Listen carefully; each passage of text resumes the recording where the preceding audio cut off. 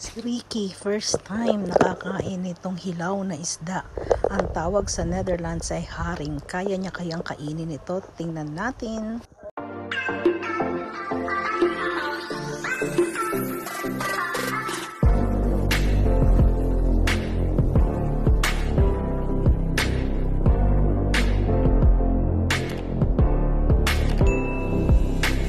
Sige nga, Ricky. Gagawin niya, gagayahin mo.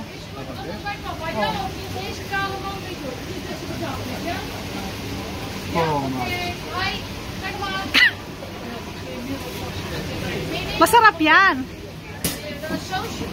Ayan, kakainin niya, oh. But you do it. That's already, I'm proud of you.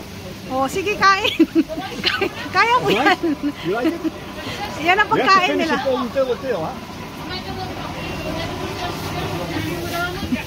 I'm proud of you. Kinilaw lang yan.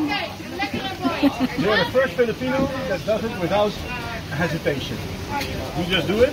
Kinilaw yan, kinilaw.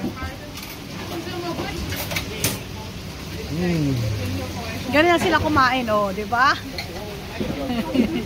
The last piece. Like that, yeah? Because there's bones in there.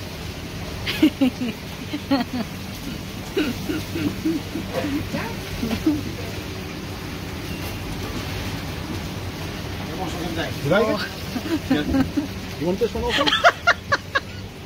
You like it? You want this one? We love it. The paper dito, I eat. No. No. Yeah. You want to eat the paper?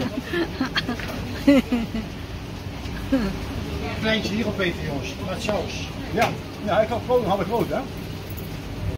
Ang galing na kaya ni Ricky. Kayo, try nyo. Ang tawag dito ay haring, fresh fish.